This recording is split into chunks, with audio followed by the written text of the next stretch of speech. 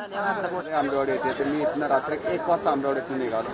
त्यावेळेस लोकांना सांगितलं होतं, बऱ्यापैकी लोक इव्हॅक्युएट झाले, पण काही लोक जी आहेत ती थांबली होती आणि ती आता आपण इव्हॅक्युएट करत आहोत। काल जवळपास 350 ते 400 लोक आपण इव्हॅक्युएट केली। आता सकाळपासून जवळपास 60 ते 70 लोकांना आपण जे आहे ते इव्हॅक्युएट केलेलं आहे। जवळपास चिखलीमध्ये आता एक 100 ते 150 लोक असण्याची शक्यता आहे आणि आंबेवाडीमध्ये एक 200 पर्यंत लोक असतील। त्यातील काही जण आहेत, जसं आंबेवाडीमध्ये आंबे गल्ली आहे, त्या आंबे गल्लीमध्ये पाणी तितकंसं येत नाही, तर त्या ठिकाणी काही लोक ते सेफ आहेत। पण जे लोकांचं त्यात पाणी आलेलं आहे घरांमध्ये किंवा खालच्या मजल्यावर पाणी आहे ते वरच्या मजल्यावर, आपण ते सगळे इव्हॅक्युएट करतोय। जसे जसे डिस्ट्रेस कॉल आपल्याला प्राप्त होत आहेत त्या डिस्ट्रेस कॉलनुसार आपण इव्हॅक्युएट करतोय। काल पण आपण एका गर्भवती महिलेला तिथून हलवलं। आपण पहिल्याच दिवशी आवाहन केलं होतं की पूर येण्यापूर्वीच की ज्या काही गर्भवती महिला असतील किंवा कोविडचे पेशंट असतील ते सगळ्यांनी निघावं। जवळपास सगळेजण त्या ठिकाणाहून निघाले होते। कोविडचे पेशंट आपण सगळे इव्हॅक्युएट अगोदरच आपण सगळेजण शिफ्ट झाले होते पूर येण्यापूर्वीच। गर्भवती महिलाही शिफ्ट झाल्या होत्या, पण एक चुकून गर्भवती महिला राहिली होती ती आपण काल इव्हॅक्युएट केली।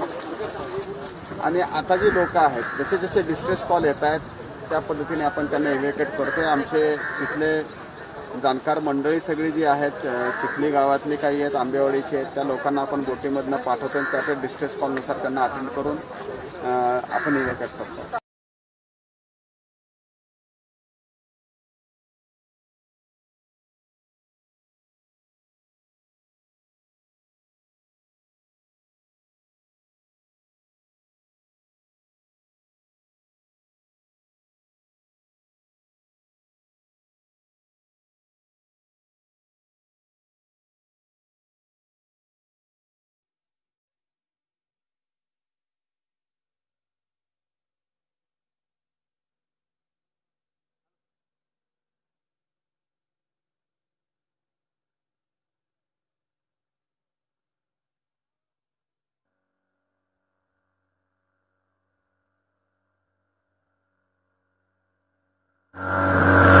जिल्हा आपत्ती व्यवस्थापन प्राधिकरणामार्फत हे आपत्ती व्यवस्थापनाचं काम चालू आहे। यामध्ये काम करत असताना झाडं पडलेले आहेत, रस्त्यामध्ये वायरी आडव्या येत आहेत, तरीही त्या अडचणीतून लोकांचा जीव वाचवण्याचं काम जिल्हा आपत्ती व्यवस्थापन करत आहे। आतापर्यंत शेकडोहून लोकांना व्यवस्थित सुरक्षित ठिकाणी स्थलांतरित केलेलं आहे। नवनवीन आणि ताज्या घडामोडींसाठी महाराष्ट्र जनभूमी न्यूजला सबस्क्राईब करा, त्याचबरोबर बेल आयकॉनवर क्लिक करा आणि मिळवा आमच्या बातम्यांचे नोटिफिकेशन्स।